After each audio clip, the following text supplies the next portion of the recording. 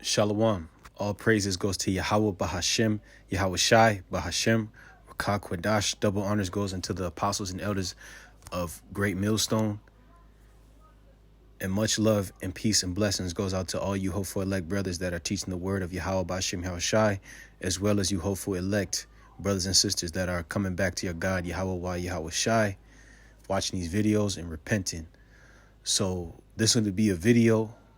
And before I start, I want to ask the Most High to use his Holy Spirit to speak through me to edify you listeners out there so I can edify properly on this video. But the Wadi How Shai. So this particular video I'm going to do is going to be centered around how what's this guy's name? Ron Dalton. It's going to be titled Ron Dalton, my brother. You're off. You're off, my brother, because as you listeners out there may know, individual by the name of Ron Dalton, who came out with the book Hebrews to Negroes, has been getting somewhat of a platform to fame as of recently, right? Because of the whole Kyrie Irving debacle, where Kyrie Irving, who's a internationally, worldwide known highest tier basketball player, right, NBA player, shared this particular guy's documentary and book, which was posted on Amazon. Which was somewhat of an obscure documentary, and I don't believe any of his YouTube videos. It couldn't have been in the millions, right, before this tweet was shared. So this dude has somewhat rose to a level of prominence because of the backlash and the drama that's been surrounding the incident behind Kyrie Irving tweeting his book, because the overlords of the NBA, which would be the small hats, took offense to it because of the contents of said book and his documentary, which is coupled with the book. Okay, but the thing that I take issue with is the fact that this dude, Ron Dalton, doing a handful of videos where even in his documentary, gives false information concerning the scriptures. Now, yes, is he given information for us to understand who we are as so-called black people? Yes, the so-called blacks of America are Hebrew Israelites. But I don't believe in this documentary he proves that the Hispanics are Israelites, right? Or even he says also the so-called white man is Japhet, when we know according to the scriptures and biblical prophecy, the so-called white man is Esau. And in this particular video, which I'll be responding to, another one of his false breakdowns is how he says that the chariots, right, which we have identified as UFOs in today's terms, that those are not what the Bible refers to as chariots, right? I suppose in his frame of thought, right, he believes that the angels travel on literal shining, glowing chariots, which are fashioned in the form of an ancient world chariot, like the wagon with the wheels and a horse attached to it. I suppose that maybe that's what he thinks. But that's erroneous, because the scriptures give a detailed description of what the chariots look like, right? And they're referred to as a handful of different things.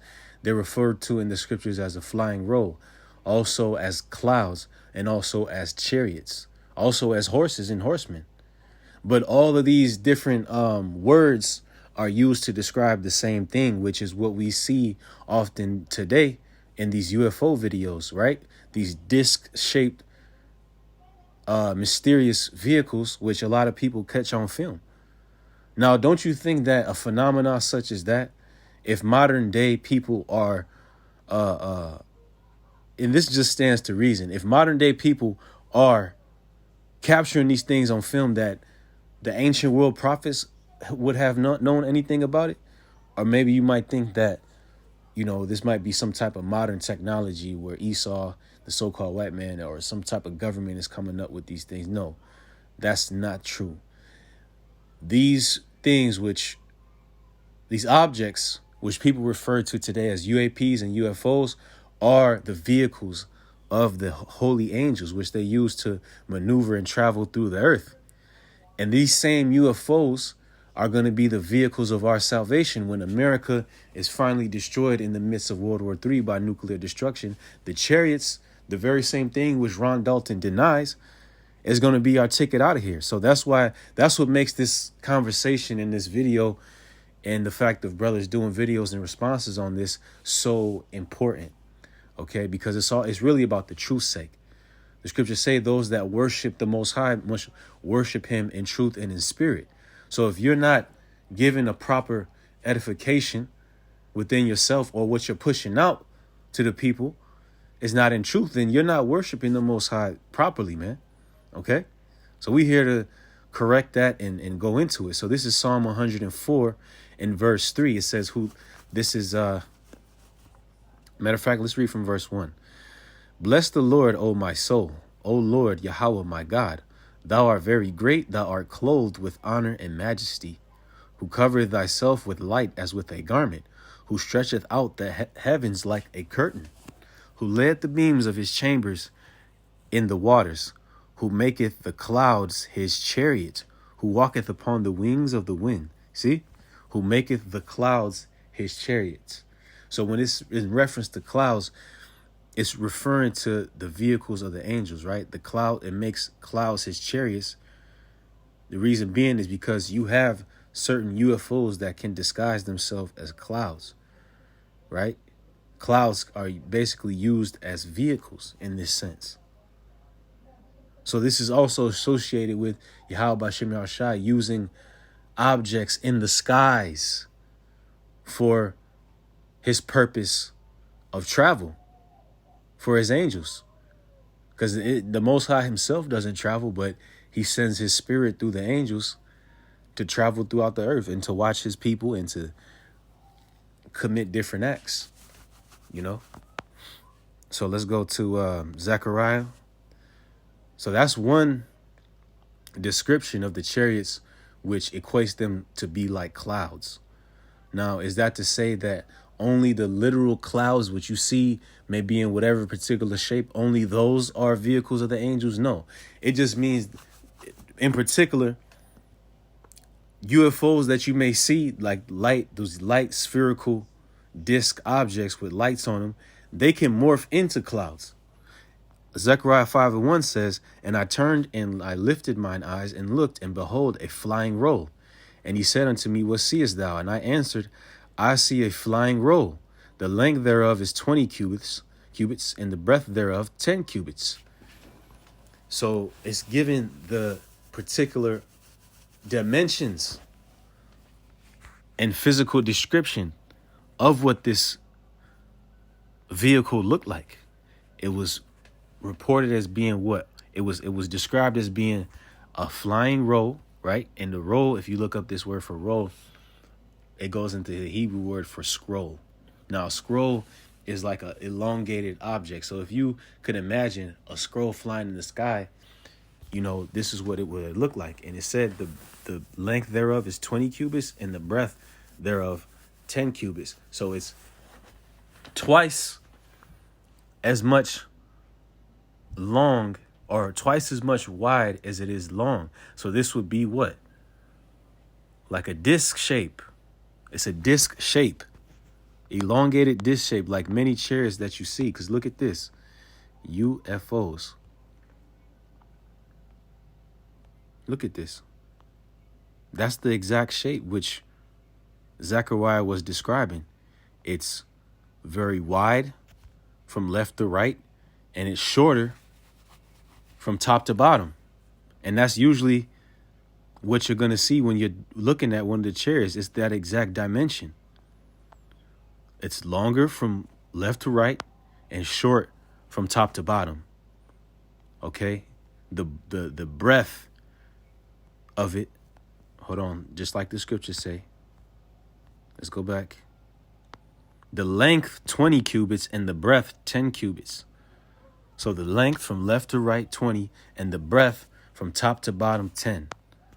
Those same dimensions, okay? Because if you go to here, length, see what it says actually for breadth. The breadth thereof. The breadth is rachab. Breadth, broad, largeness, thickness, wideness. Okay.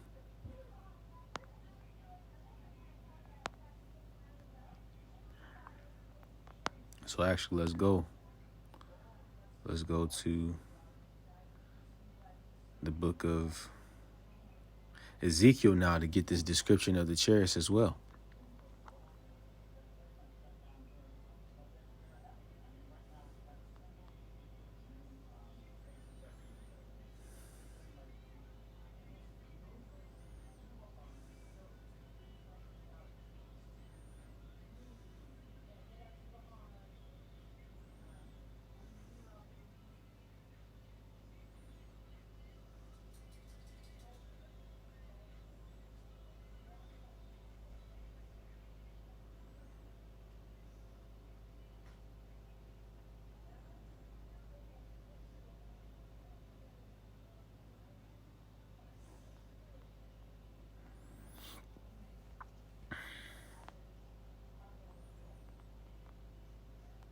Now, this is Ezekiel chapter 1, verse 1. It says, now it came, and this is a event which happened to Ezekiel the prophet, when he encountered what he called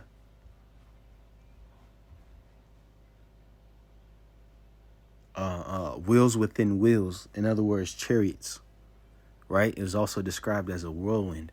It says, Ezekiel 1:1, now it came to pass in the 13th year, in the 4th month, in the 5th day of the month, as I was among the captives by the river of Chebar, that the heavens were opened, and I saw visions of God.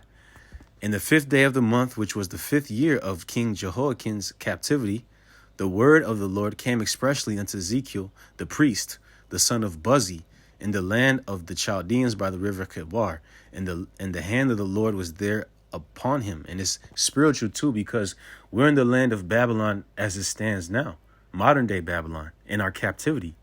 And exactly as it happened to Ezekiel, it's happening to a lot of brothers now. Brothers see huge chariots, or medium-sized chariots, or small chariots that look like little stars flying in the sky, going across the sky. It says, and I looked, and behold, a whirlwind came out of the north, a great cloud. See, just like it mentioned in Psalm 104. So we understand this cloud was not a regular cloud. It was a chariot. And another word for chariot is vehicle. And a fire enfolding in itself.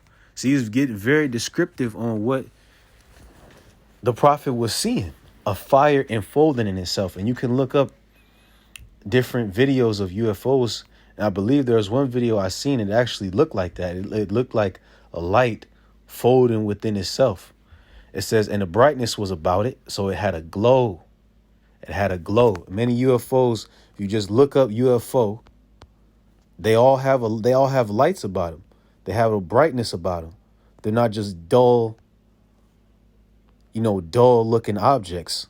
When they're depicted, even though these are just pictures, but a lot of these pictures are based on real encounters that people have with them. They have lights. Okay. So it says, and the brightness was about it, and out of the midst thereof as the color of amber, out of the midst of the fire, and out of the midst thereof came out the likeness of 4 living creatures. And from the middle of these things was 4 living creatures, which were angels. So that lets you know these particular whirlwinds and great clouds were vehicles of angels.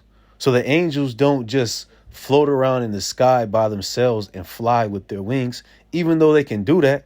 The Most High saw it fit for them to travel in UFOs, because those are the vessels they use to not only go around the earth and around the creation, around the universe, if they may, but also to phase from this dimension to the fourth dimension. Because even another description of the Heavenly Father, I believe this might be in Ezekiel 2, not Ezekiel, the second chapter, but it's in Ezekiel. It said, what's up? It says how the Most High among his throne, there were wheels about his throne, meaning there are chariots even next to the Most High in the spirit world flying around. Okay, it says, and this was their appearance. They had the likeness of a man. And every one of them had 4 faces, and every one had 4 wings. And their feet were straight feet, and their sole of their feet was like the sole of a calf's foot. And they sparkled like the color of burnished brass. And they had the hands of a man under their wings on their 4 sides, and they had their faces in their wings. And this is given the description of what the angels look like, okay?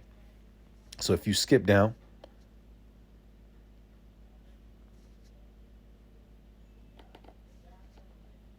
to verse 15, it says, now as I beheld the living creatures, behold, one wheel upon the earth by the living creatures with his 4 faces. The appearance of the wheels and their work was like unto the color of beryl.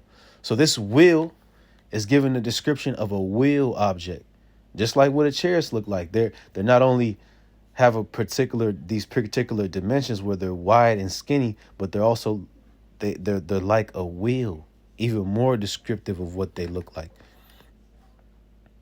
It says, and they 4 had one likeness, and their appearance and their work was as it were a wheel in the middle of a wheel.